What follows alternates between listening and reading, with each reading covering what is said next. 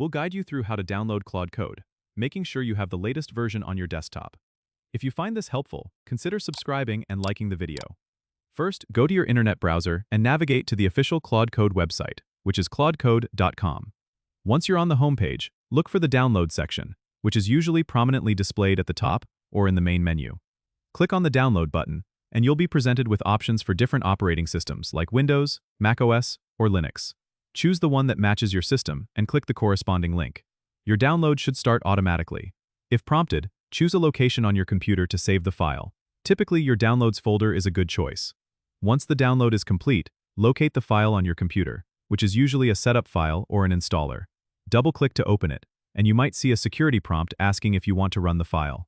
Confirm that you do. The installation wizard will guide you through the process. Follow the on-screen instructions, which typically involve agreeing to the terms and conditions, choosing an installation location, and selecting any additional components you may want.